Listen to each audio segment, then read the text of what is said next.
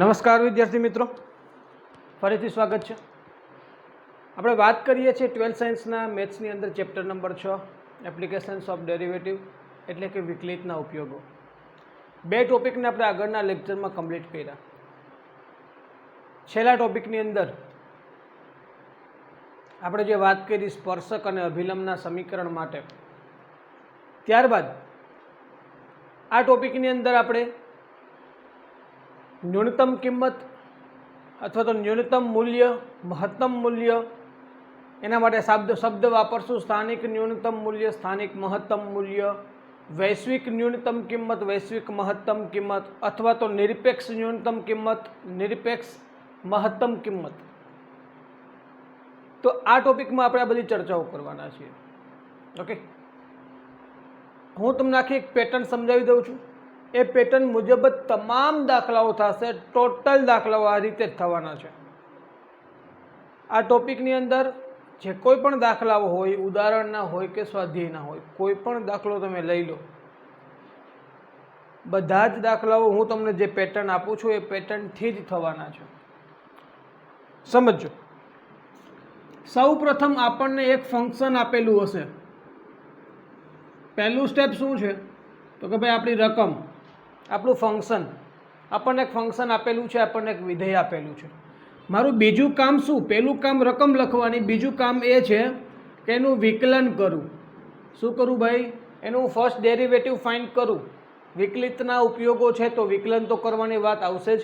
તમે જોઈ નોટિસ કર્યું હશે, આ ત્રીજો ટોપિક ભણીએ તો બધા ટોપિકમાં પહેલું કામ તો એનું વિકલન કરવાનું જ હોય. ઓકે, તો બીજું કામ આપણે શું કર્યું? એનું વિકલન કરવાનું છે. ત્યારબાદ થર્ડ નંબર, હવે શું? પહેલું કામ તો મેં કર્યું વિકલન કરવાનું, એનું પહેલી વાર વિકલન કર્યું, હજુ એનું બીજી વાર પણ વિકલન કરો. એફ ડબલ ડેશ એક્સ વિધેય છે, વિધેયનું પહેલી વાર વિકલન કર્યું, વિધેયનું બીજી વાર વિકલન કરો. ત્યારબાદ શું કરવાનું? હવે તમારે પહેલાં જે વિકલન કર્યું છે એનું જે તમારું જે પ્રથમ વિકલિત છે એને એફ ડેશ એક્સ બરાબર 0 બતાવો. એફ ડેશ એક્સ બરાબર 0 બતાવો. આવું કરવાથી તમને એક્સની કિંમતો મળે. આવું કરશો એટલે શું થશે ભાઈ? એફ ડેશ એક્સ બરાબર 0 કરવાથી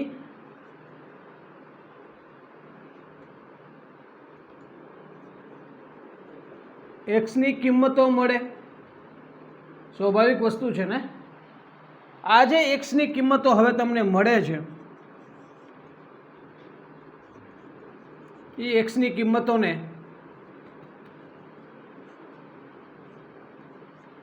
દ્વિતીય વિકલિત એટલે કે એફ ડબલ ડેશ એક્સમાં મૂકવાની. આ જે એક્સની કિંમતો છે એને તમારે દ્વિતીય વિકલિતની અંદર મૂકવાની. સમજાય? હમણાં સમજાશે, થોડી વાર પછી બધું સમજાશે. અત્યારે ખાલી સ્ટેપ સમજો બધા.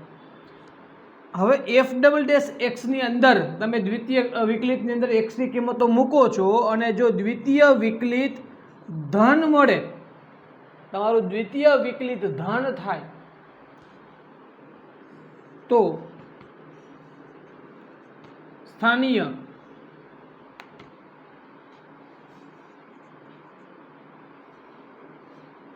ન્યૂનતમ કિંમત મળે. અને જો દ્વિતીય વિકલિત ઋણ થાય તો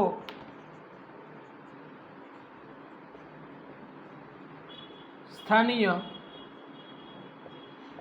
મહત્તમ કિંમત મળે.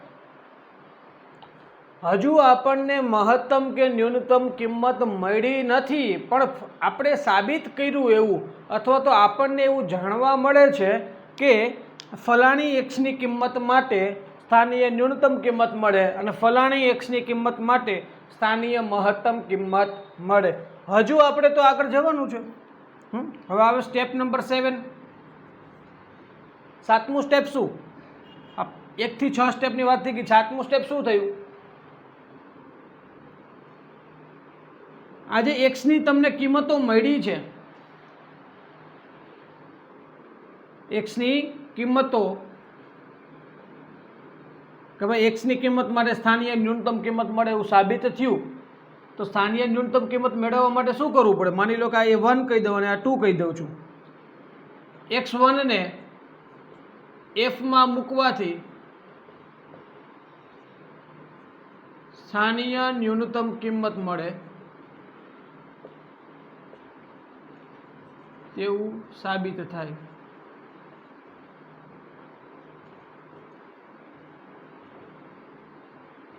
હું અહીંયા શબ્દોમાં ફેરફાર કરું છું. તો સ્થાનીય ન્યૂનતમ કિંમત મળે એવું સાબિત થાય. હજુ આપણને ન્યૂનતમ કિંમત કે મહત્તમ કિંમત મળતી નથી. એ તો ક્યારે મળશે? કે જ્યારે આ એક્સની કિંમતોને તમે વિધેયમાં મૂકશો, સ્ટેપ 1 ની અંદર મૂકશો, ત્યારે તમને સ્થાનીય ન્યૂનતમ કિંમત કે સ્થાનીય મહત્તમ કિંમત જે કંઈ પણ હશે એ મળે. ચલો રેડી. x1 કે x2 ને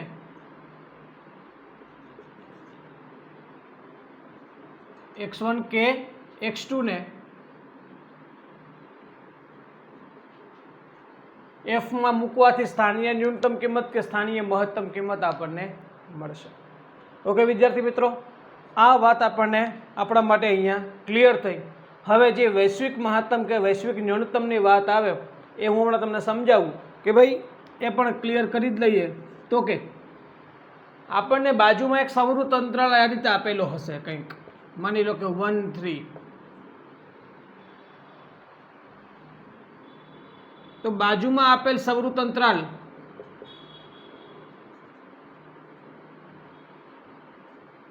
બાજુમાં આપેલ સંવૃત અંતરાલની બંને કિંમતો માટે બંને કિંમતોને f માં મૂકવાની. હવે 9મું સ્ટેપ શું થયું? તો ભાઈ અહીંયાથી પણ તમને કંઈક સ્થાનીય ન્યૂનતમ કે મહત્તમ મળી. આ બાજુમાં આપેલ સંવૃત અંતરાલની કિંમતોને f માં મૂકો, ત્યાંથી પણ તમને કંઈક કિંમતો મળશે. તો આ રીતે બધી જ કિંમતોમાંથી સૌથી મોટી કિંમતને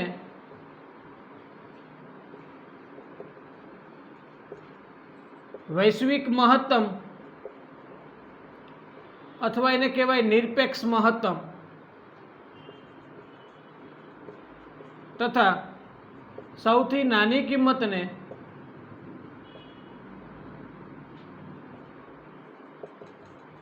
વૈશ્વિક ન્યૂનતમ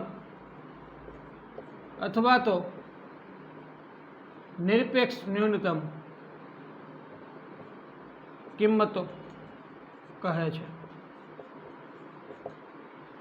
ચલો રેડી. તો વિદ્યાર્થી મિત્રો, આ 9 સ્ટેપ જે છે એ આપણે મગજમાં ખાસ ઉતારીએ. હું ફરીથી સમજાવું છું. સૌ પ્રથમ આપણને પહેલા સ્ટેપ તરીકે રકમ આપેલી છે f of x. એનું પહેલું કામ આપણું છે કે એનું વિકલન કરીએ, એટલે બીજા સ્ટેપમાં થશે એનું વિકલન, ત્રીજા સ્ટેપમાં થશે એનું ફરીથી વિકલન. પહેલી વાર વિકલન કર્યું પછી બીજી વાર વિકલન કરવાનું. હવે પહેલી વાર વિકલન કર્યું એને 0 બતાવો જેથી કરીને એક્સની કિંમતો મળે. જોજો, હકીકતમાં મારી સ્થાનીય ન્યૂનતમ કિંમત કે સ્થાનીય મહત્તમ કિંમત મને મળશે તો વિધેય દ્વારા જ, પણ વિધેયમાં હું એક્સની એવી કઈ કિંમતો મૂકું કે જેથી મને સ્થાનીય ન્યૂનતમ કે સ્થાનીય મહત્તમ કિંમત મળે. આ કઈ એક્સની કિંમતો મૂકું એ મને ખ્યાલ છે નહીં. એના માટે મારે પ્રથમ વિકલિત કસોટી અથવા દ્વિતીય વિકલિત કસોટીનો ઉપયોગ કરવો પડે. અને આપણે જે કરીએ છીએ ને, દ્વિતીય વિકલિતમાં કિંમતો મૂકીએ અને પ્રથમ વિકલિતને 0 બતાવીએ અને એક્સની કિંમતો મળે ને, આ બધું શું છે? કસોટીઓ જ છે. બરાબર. આપણે ક્યાં પહોંચ્યા હતા? સૌ પ્રથમ વિધેય, ત્યારબાદ એનું પહેલું વિકલન, ત્યારબાદ એનું બીજું વિકલન, ત્યારબાદ પહેલા વિકલનને 0 બતાવો, એક્સની કિંમતો મળે. હવે આ એક્સની કિંમતોને દ્વિતીય વિકલિતમાં મૂકો અને જો દ્વિતીય વિકલિત તમારો ધન થાય તો સાબિત થાય કે સ્થાનીય ન્યૂનતમ કિંમત મળશે. પહેલાં તો આપણને ખબર જ નથી કે સ્થાનીય ન્યૂનતમ મળશે કે સ્થાનીય મહત્તમ મળશે. એ કઈ રીતે ખ્યાલ આવે કે જે તમે પ્રથમ વિકલિતને 0 બતાવ્યો એના દ્વારા એક્સની કિંમતો જે મળે છે એને દ્વિતીય વિકલિતમાં મૂકવાથી દ્વિતીય વિકલિત ધન થાય તો સાબિત થાય કે સ્થાનીય ન્યૂનતમ મળે. દ્વિતીય વિકલિત ઋણ થાય તો સાબિત થાય કે સ્થાનીય મહત્તમ મળશે. આટલું ક્લિયર? ફક્ત એવું સાબિત થયું, હજુ મારી પાસે સ્થાનીય ન્યૂનતમ કે સ્થાનીય મહત્તમ કિંમત આવી નથી, તો હવે એ સ્થાનીય ન્યૂનતમ કે સ્થાનીય મહત્તમ કિંમત મેળવવી હોય તો શું કરવું પડે? તો કે ભાઈ જે કિંમતો માટે સાબિત થયું છે એ કિંમતને તમારે વિધેયમાં મૂકવી પડે. વિધેયમાં તમે એક્સની કિંમત મૂકી દો તો એ તમને સ્થાનીય ન્યૂનતમ કે સ્થાનીય મહત્તમ કિંમત મળી જશે. ચલો રેડી. સ્થાનીય ન્યૂનતમ કિંમત, સ્થાનીય મહત્તમ કિંમતની વાત થઈ ગઈ. થોડુંક આગળ જાશું આપણે તો આવશે નવી થિયરી, નિરપેક્ષ ન્યૂનતમ કિંમત, નિરપેક્ષ મહત્તમ કિંમત, અથવા તો એને કહેવાય વૈશ્વિક મહત્તમ કિંમત અથવા તો વૈશ્વિક ન્યૂનતમ કિંમત. એની અંદર શું હશે? દાખલો તો આ જ પ્રકારે હશે, પણ સાઈડમાં તમને આ રીતે સંવૃત અંતરાલ આપેલો હશે. વિધેય તો આ જ રીતે હશે, સાઈડમાં તમને સંવૃત અંતરાલ આપેલો હશે, તો એની અંદર આટલું સ્ટેપ તો આવશે જ, બરાબર. સ્થાનીય ન્યૂનતમ, સ્થાનીય મહત્તમ, આ બધી કિંમતો મેળવવાની બધી ચર્ચાઓ આવશે જ. વિધેય પહેલું વિકલન, બીજું વિકલન, પહેલા વિકલનને 0, એક્સની કિંમતો બીજા વિકલનમાં મૂકો, ત્યાંથી નક્કી થાય સ્થાનીય ન્યૂનતમ, સ્થાનીય મહત્તમ. એ કિંમતો નક્કી થાય, એ એક્સને વિધેયમાં મૂકો એટલે તમને સ્થાનીય ન્યૂનતમ ને સ્થાનીય મહત્તમ મળે. રેડી. હવે આ જે અંતરાલ આપ્યા છે ને, એ અંતરાલની બંને કિંમતોને પણ વિધેયમાં મૂકવાની. કઈ રીતે? આ 1 ને અહીંયા મૂકી દો વિધેયમાં, કંઈક આન્સર મળશે. આ 3 ને અહીંયા મૂકી દો વિધેયમાં, કંઈક આન્સર મળશે. પહેલી સ્થાનીય ન્યૂનતમ મહત્તમ દ્વારા મૂલ્યો મળ્યા, આના દ્વારા મૂલ્યો મળે. આ બધાય મૂલ્યોમાં તમારે નિરીક્ષણ કરવાનું કે સૌથી મોટું મૂલ્ય કયું. એ સૌથી મોટું મૂલ્ય એ તમારું વૈશ્વિક મહત્તમ કહેવાશે અથવા તો એના નિરપેક્ષ મહત્તમ કહેવાય. સૌથી નાનું મૂલ્ય કયું? એ તમારું વૈશ્વિક ન્યૂનતમ અથવા તો એને નિરપેક્ષ ન્યૂનતમ કિંમત કહેવાય. ઓકે વિદ્યાર્થી મિત્રો, તો આ થઈ તમારી થિયરી. બસ આ કન્સેપ્ટને આપણે યાદ રાખવાના છીએ અને આ કન્સેપ્ટ પ્રમાણે જ આપણે આગળ વધવાના છીએ. આ થિયરીને તમે નોટ ડાઉન કરી લો. ઓકે વિદ્યાર્થી મિત્રો, જે થિયરી સમજાવી એ થિયરી તમે આ એક દાખલા માટે ધ્યાનથી હું સમજાવું છું, અને ખાસ એકવાર દાખલો સમજી લો એટલે બધા દાખલામાં સેમ ટુ સેમ પેટર્ન છે, કોઈ જ ફેરફાર નથી. ઓકે, જુઓ. સૌ પ્રથમ મારું પહેલું કામ શું છે એ હું તમને સમજાવી દઉં. મારું પહેલું કામ છે વિધેયનું ફર્સ્ટ ટાઈમ ડેરિવેટિવ કરવાનું. વિધેયનું પહેલી વાર વિકલન કરું, મારું પહેલું કામ. આ પહેલું સ્ટેપ કીધું હતું કે રકમ. બીજું સ્ટેપ એનું પહેલું વિકલન કરવાનું. વિકલન કરો જોઈએ તો 2 આગળ આવશે, ઘાત આગળ આવે, એક ઘાત ઘટે એટલે 2 × 2x - 1, અને 2x - 1 નું ફરીથી વિકલન થાય તો 2x - 1 નું વિકલન થશે 2, 3 નું વિકલન 0. એટલે આ વિકલન તમે જોઈ શકો છો. 2 × 2 = 4, 2x - 1. ચલો રેડી. હવે ધ્યાનથી સમજો. મારું બીજું સ્ટેપ પૂરું. મેં પ્રથમ વિકલન કર્યું. હવે શું આવે? દ્વિતીય વિકલિત આવે. સ્ટેપ નંબર 3 કરો દ્વિતીય વિકલિત. દ્વિતીય વિકલિત કરવા જાશો તો ખ્યાલ આવશે. 4 અચળ છે. આ 2x - 1 નું વિકલન કરો, 2x નું વિકલન 2 થાય, -1 નું વિકલન 0 થાય, એટલે આ મળ્યા આપણને 8. આ દ્વિતીય વિકલિત થઈ ગયું. રેડી. ચલો, step number 1, step number 2, step number 3. 3 step આપણા થિયરીના પૂરા થયા. હવે ચોથું સ્ટેપ શું હતું? દ્વિતીય વિકલિત કર્યા પછી ચોથું સ્ટેપ શું હતું? હવે પ્રથમ વિકલનને શું બતાવવાનું? 0 બતાવવાનું. આપણું ચોથું સ્ટેપ હતું. પ્રથમ વિકલનને તમે 0 બતાવો તો શું થાય? પ્રથમ વિકલનને 0 બતાવો એટલે 4 × 2x - 1 = 0 થશે.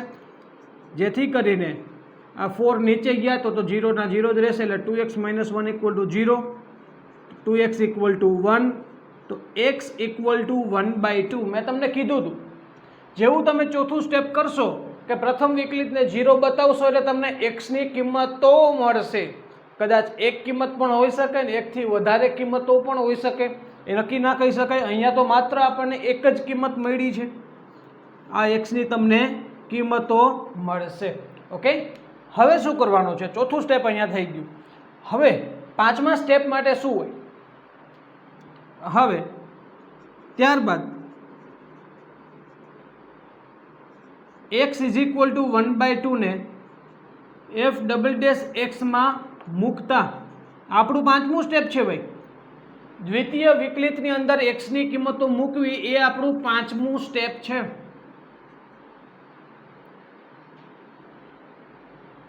તેથી આપણું દ્વિતીય વિકલિત શું છે તમે જોઈ શકો છો. એમાં હું એક્સના બદલે શું મૂકી દઉં, 1/2 મૂકું છું,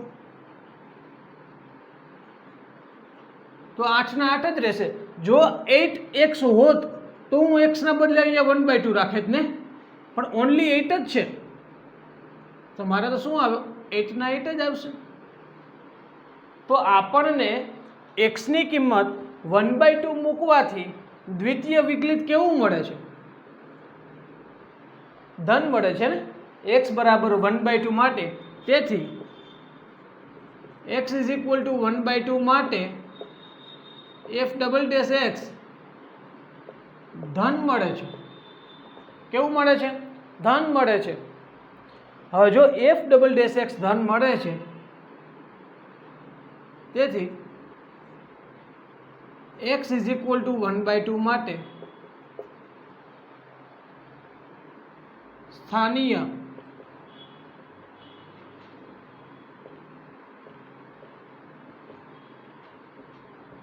ન્યૂનતમ કિંમત મળે.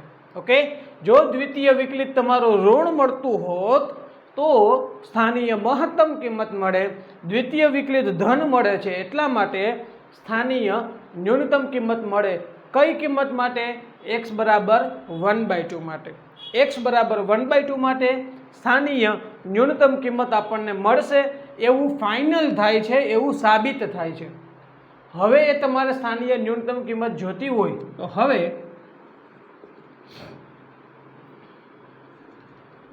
સ્થાનીય ન્યૂનતમ કિંમત માટે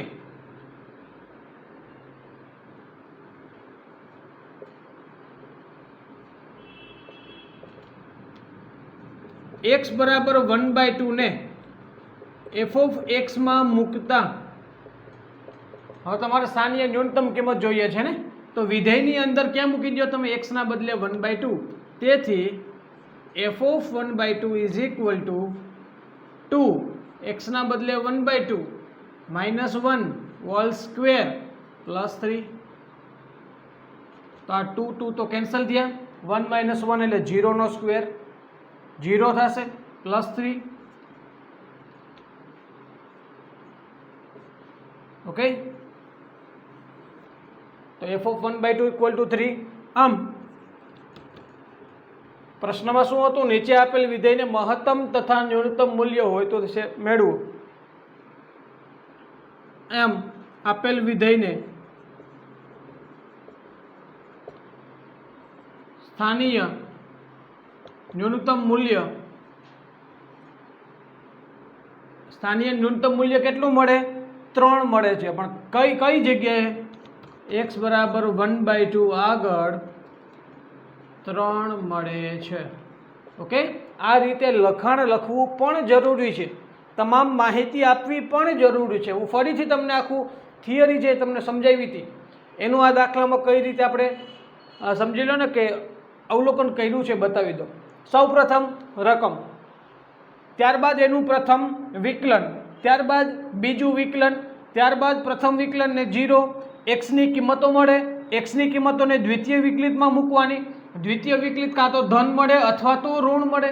જો દ્વિતીય વિકલિત ધન મળે તો સ્થાનીય ન્યૂનતમ કિંમત મળે એવું સાબિત થાય.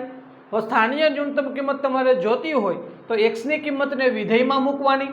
વિધેયમાં એક્સની કિંમત મૂકો એટલે તમને સ્થાનીય ન્યૂનતમ કિંમત મળે. આન્સરમાં છેલ્લું વાક્ય ખાસ લખવાનું કે આમ આપેલ વિધેયને સ્થાનીય ન્યૂનતમ મૂલ્ય 3 મળે, પણ કઈ જગ્યાએ, x બરાબર 1/2 આગળ સ્થાનીય ન્યૂનતમ મૂલ્ય 3 મળે છે.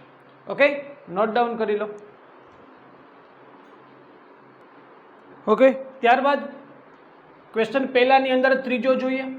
તો પહેલું કામ ફટાફટ એનું મારે વિકલન કરવાનું છે. પ્રથમ વિકલિત મેળવી લઉં, ઘાત આગળ આવશે, માઇનસ તો છે જ, ઘાત આગળ આવી 2 × x - 1 થશે. હવે x - 1નું વિકલન તો 1 જ થાય એટલે કરવાની કોઈ જરૂર નથી. 10નું વિકલન 0. ત્યારબાદ હું એનું બીજું વિકલન મેળવી લઉં. બીજું વિકલન મેળવવા જાઉં ત્યારે -2 અચળ છે અને x - 1નું વિકલન 1 થાય એટલે આન્સર આવે -2. આ દ્વિતીય વિકલિત આપણને મળ્યું. હવે શું આવે ભાઈ?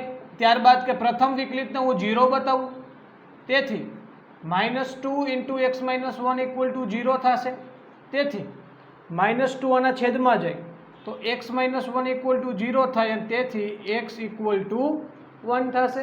આપણને x ની કિંમત અહીંયા મળી ગઈ છે. ઓકે.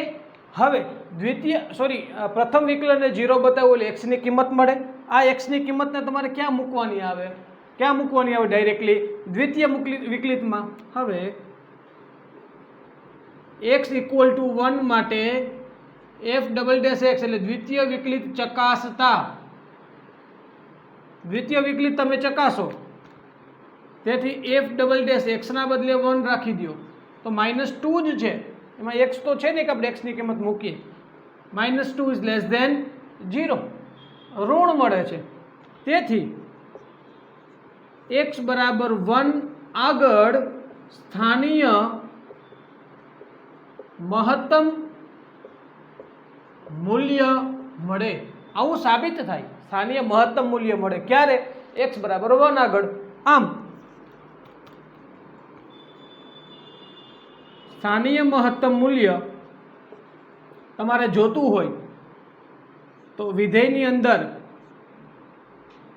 મૂલ્ય માટે f(x) માં x = 1 મૂકતા એના દ્વારા આપણને સ્થાનીય મહત્તમ મૂલ્ય મળી જશે. તો વિધેયમાં x ના બદલે 1 મૂકી દો, -1 - 1² + 10. તેથી f(1) = 1 - 1 તો 0 થયા, 0 નો સ્ક્વેર 0 + 10 એટલે 10. તો વિદ્યાર્થી મિત્રો, આ આપણો ફાઇનલી આન્સર છે.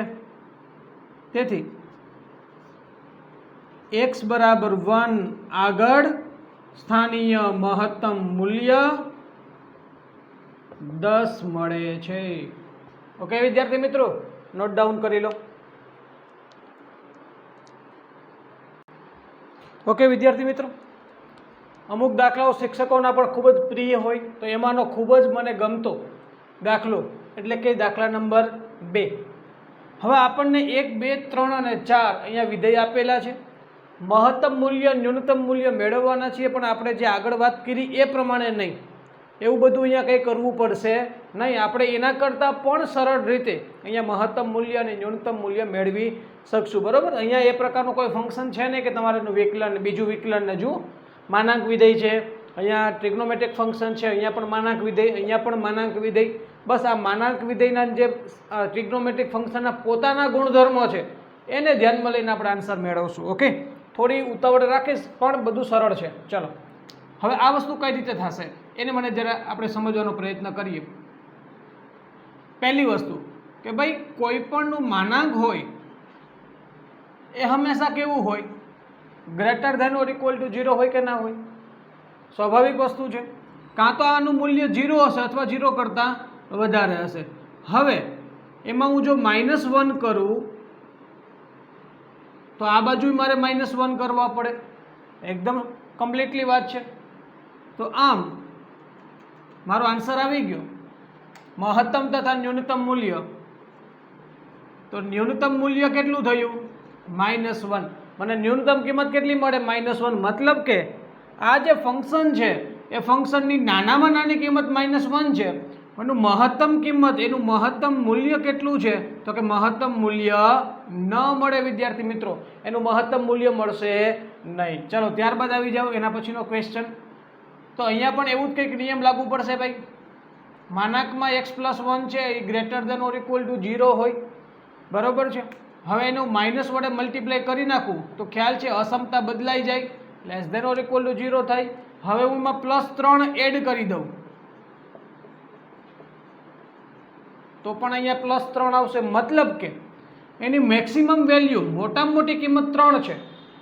તો અહીંયા હું લખી શકું કે આ g(x) ફંક્શન જે છે એની મહત્તમ કિંમત, આમ એ ફંક્શનની મહત્તમ કિંમત 3 છે, એની ન્યૂનતમ કિંમત આપણને મળે નહીં. ન્યૂનતમ કિંમત ન મળે કારણ કે મેક્સિમમ 3 છે. <= ન્યૂનતમ મળશે નહીં. ન્યૂનતમ કદાચ અનંત સુધી, એટલે કોઈ ન્યૂનતમ કહેવાય નહીં, ન્યૂનતમ મળી શકે નહીં.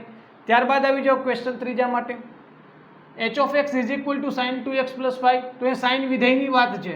તો મને એક વસ્તુ ખબર છે કે ભાઈ સાઇન વિધેય છે ને એની વેલ્યુ તો હંમેશા -1 થી 1 ની વચ્ચે હોય.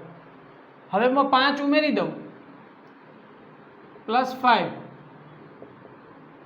સાઇન 2x પ્લસ 5 1 પ્લસ 5 એટલે આ થઈ ગયા 4, આ થઈ ગયું તમારું વિધેય અને આ થઈ ગયા 6. રેડી? તેથી આમ મહત્તમ કિંમત જે છે એ 6 મળે અને અહીંયા તમને ન્યૂનતમ કિંમત દેખાય છે. જરા જુઓ, વિધેયની મહત્તમ કિંમત 6, ન્યૂનતમ કિંમત કેટલી દેખાય છે? 4. ત્યારબાદ આગળ આવી જાઓ. અહીંયા પણ હું એવું જ કંઈક લાગુ પાડીશ કે ભાઈ સાઇન 4x જે છે એ સાઇન વિધેય છે, એની કિંમત તો -1 થી લઈને 1 સુધી હોય. ઓકે, હવે એમાં હું જો 3 ઉમેરી દઉં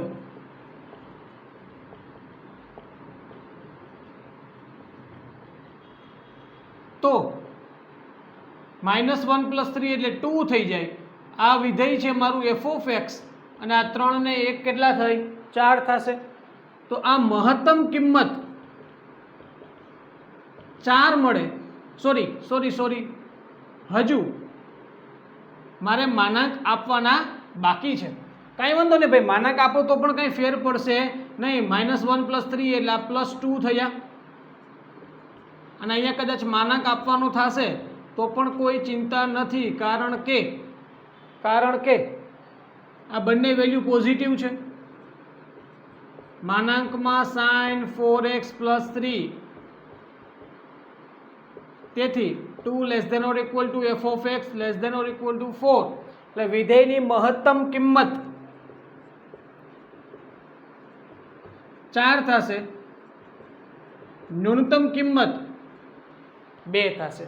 ઓકે વિદ્યાર્થી મિત્રો, હજુ એક 5મો ક્વેશ્ચન એમાં લખવાનો બાકી રહી ગયો છે. તો જસ્ટ એક જ મિનિટ, આ જે જગ્યા વધી છે એની અંદર આપણે એ 5મા ક્વેશ્ચનને સ્થાન આપી દઈએ.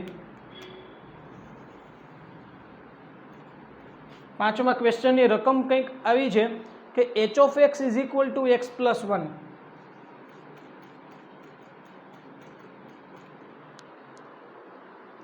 x belongs to -1 to 1.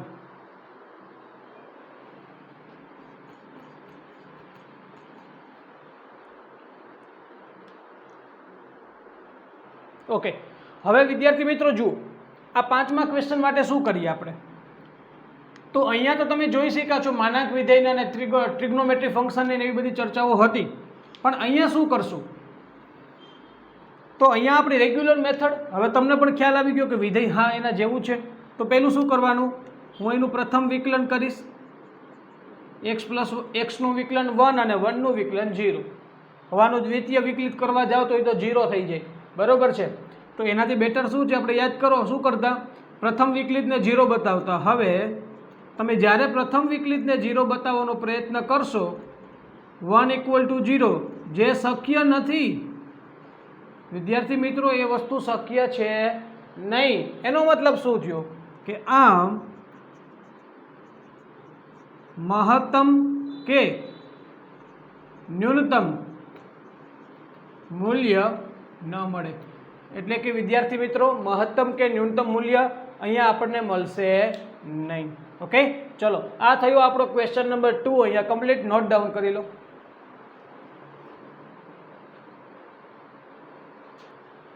Okay વિદ્યાર્થી મિત્રો, ત્યારબાદ ક્વેશ્ચન નંબર 4, એટલે કે સાબિત કરો કે નીચે આપેલા વિધેયોને મહત્તમ કે ન્યૂનતમ મૂલ્ય નથી. મતલબ કે કંઈક ને કંઈક પ્રોબ્લેમ થાય છે, કંઈક ને કંઈક ઇસ્યુ આવે છે આપણી સિસ્ટમની અંદર. એ ઇસ્યુ શું છે એ તો સોલ્વ કરીએ ત્યારે જ ખ્યાલ આવે છે. ચલો, સૌ પ્રથમ વખત તમે વિધેયનું વિકલન કરો. f' e⁻x નું વિકલન e⁻x થાય. અહીંયા તમે જોઈ શક્યા છો હવે કે અહીંયા x belongs to r માટે e⁻x is not equal to 0, therefore f' is not equal to 0 થાય. x ની કોઈ પણ કિંમત માટે એક્સપોનેન્શિયલ ફંક્શન 0 ના બને. x બિલોંગ્સ ટુ r માટે કોઈ પણ x બિલોંગ્સ ટુ r માટે e⁻x ઇઝ નોટ બી 0. એટલા માટે પ્રથમ વિકલિત 0 ના થાય, અને જો પ્રથમ વિકલિત જ 0 ના થાય તો x ની કિંમત જ ના મળે ને એને દ્વિતીય વિકલિતમાં મૂકવાની વાત જ ના આવે. તેથી સાબિત થાય કે આપેલ વિધેયને મહત્તમ કે ન્યૂનતમ મૂલ્ય નથી. ચલો આની વાત પૂરી થઈ. હવે બીજા વિધેય માટે જઈએ. g of x is equal two log x છે, એનું વિકલન કરું, log x નું વિકલન થાય 1/x. પ્રશ્ન થાય હવે 1/x ની વાત છે ભાઈ. પહેલી વાત તો એક અહીંયા પણ g' x ક્યારેય પણ 0 પોસિબલ થશે નહીં. અહીંયા જે વિધેય છે ને એ વિધેય છે લોગેરિથમિક વિધેય, લોગેરિથમિક ફંક્શન છે, log x છે. અહીંયા આપેલ વિધેયનો પ્રદેશ r પ્લસ જ હોય.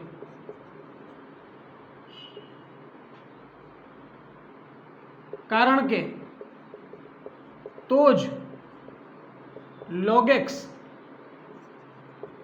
વ્યાખ્યાયિત થાય. જો x ની કિંમત અહીંયા ઋણ મૂકવામાં આવે તો આ વિધેય વ્યાખ્યાયિત બનતું નથી. એટલા માટે આપેલ વિધેયનો પ્રદેશ હંમેશા કેવો હોય? r પ્લસ જ હોય. એટલે કે x belongs to r plus, એટલે એવું કહી શકું x ગ્રેટર દેન 0 માટે g' x હંમેશા કેવો હોય? ગ્રેટર દેન 0 હોય. g' x is not equal to 0. એ ક્યારેય પણ 0 થશે નહીં. આમ પણ 1/x ની વાત થાય છે. આ વસ્તુ કોઈ દિવસ 0 પોસિબલ બને? તમે જ કહો જોઈએ. કોઈ દિવસ પોસિબલ બને? ટ્રાય કરો. આ વસ્તુ મારે 0 બનાવવી છે તો તમે શું કરશો? 1 ઇક્વલ ટુ 0 થાય. હવે 1 ઇક્વલ ટુ 0 ક્યારે શક્ય બને? ના બને. તો એટલા માટે g' x is not equal to 0. તેથી સાબિત થાય કે આપેલ વિધેય માટે મહત્તમ કે ન્યૂનતમ મૂલ્ય નથી. ઓકે વિદ્યાર્થી મિત્રો, નોટ ડાઉન કરી લો.